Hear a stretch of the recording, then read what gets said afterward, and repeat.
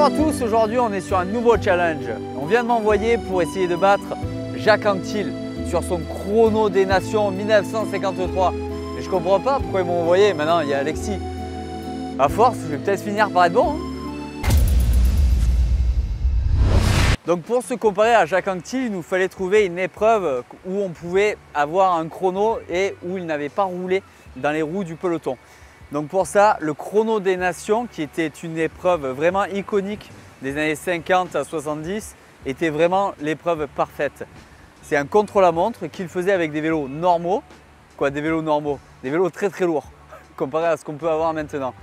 Et cette course était vraiment réputée pour Jacques Anquetil parce qu'il a gagné quand même 9 fois. À partir de cette course qu'il a gagnée en 1953, c'était sa première victoire dans le peloton professionnel. Il a ensuite gagné 5 Tours de France, 2 Giro, une Vuelta. C'était la première fois qu'un coureur gagnait les 3 grands tours. Bon, visiblement aujourd'hui, pour ce challenge, on ne va pas être aidé par la météo. Donc déjà qu'on n'est pas aidé par mes jambes, ni mon physique, ni la météo, ils annoncent 40 km/h de vent, des rafales à 80 km/h. Déjà, je vais essayer de le finir, ce contre-la-montre. Et pour réussir cette performance, par contre, j'ai essayé de me faire aider au maximum par le matériel.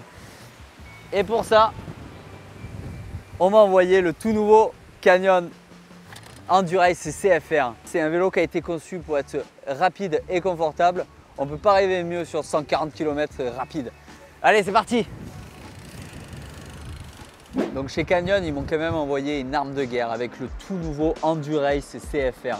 Donc c'est le summum du vélo endurance et full équipé. C'est un tout nouveau cadre. Déjà, on peut voir qu'ils ont élargi la fourche pour pouvoir passer des pneus un peu plus gros. La tendance des pneus est à l'augmentation au niveau de la taille. Là, on peut voir qu'on peut passer quasiment des 35 mm. C'est pareil, ils ont fait une petite déco Vortex. Ça fait un peu penser à Ineos avec leur tenue de contre-la-montre. C'est intéressant. Au niveau du cockpit, juste au-dessus de la fourche, ils ont repris le cockpit de l'Aérode, qui est très aéro et qui en plus est réglable en largeur. Ça permet d'avoir vraiment la largeur qui nous convient. Ça, c'est vraiment très intéressant. En tant que vélo d'endurance, ils ont prévu qu'on aille loin. Ils ont rajouté une trousse à outils intégrée dans le cadre avec cartouches, démonte-pneus, multitools, vraiment pratique. Ils ont retravaillé tout l'arrière du cadre aussi, comme on peut voir sur le tube de selle. Il vient maintenant épouser la forme de la roue arrière, comme ça peut se faire sur les vélos très aéros, un peu comme l'Aérode. On peut voir aussi qu'ils ont toujours leur tige de selle qui absorbe les chocs. Ça, sur la distance, ça peut être vraiment un avantage, y compris sur les pavés. Après, ils nous ont équipé ça avec le dernier groupe Dura-Ace DI2 avec capteur de puissance, une cassette en 34, un 52-36 à l'avant et une paire de roues ERC de chez DT Suisse 1100 en 45. Donc, si vous voulez savoir le poids du vélo, c'est 7,5 kg. Comparé au vélo de Jacques Anquetil, honnêtement, on est très bien là. C'est parti yo! Mes images en noir et blanc. On retourne dans le passé, 1953, le premier contre-la-montre. À l'époque, ils mangeaient les jambons beurre. Ils étaient solides leurs jambons beurre. Parce qu'attention les vitesses. C'est parti pour 140 km. Bon, ça me plaît moi, je vais pouvoir rouler à fond. Par contre, le vent de face, ça risque de me ralentir. Mais peut-être que sur le retour, j'irai plus vite. Plus vite que Jacques. Enfin, j'espère quand même. Si j'arrive pas à aller plus vite que lui, avec un vélo de malade et un vent de 70 de dos, honnêtement, je prendrai la voiture ou la moto la prochaine fois.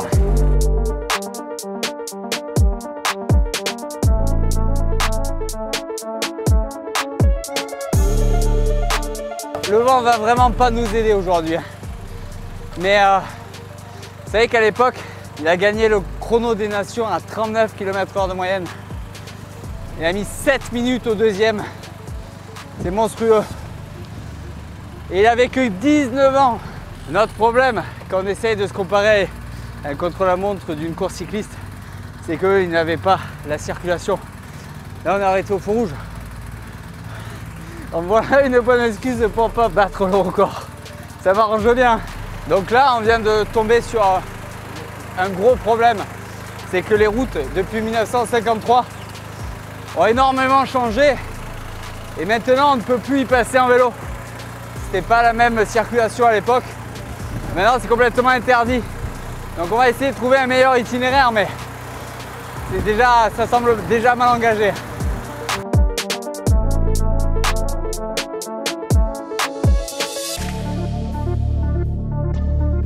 Donc là, on a vraiment un gros problème avec le parcours parce que les routes ont trop changé et je l'ai envoyé dans un site de création de parcours. En fait, les routes ne sont pas adaptées au vélo, donc j'essaye de trouver des nouvelles routes.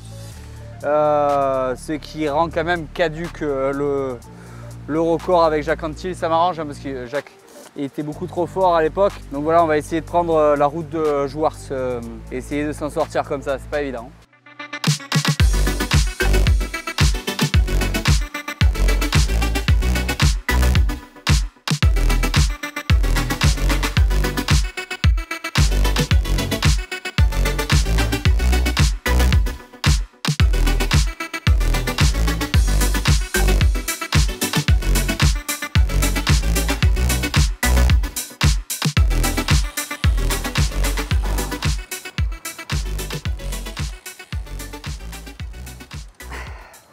Bon ben voilà, ça y est, le parcours est fini. Bon ben, je viens de voir mon temps.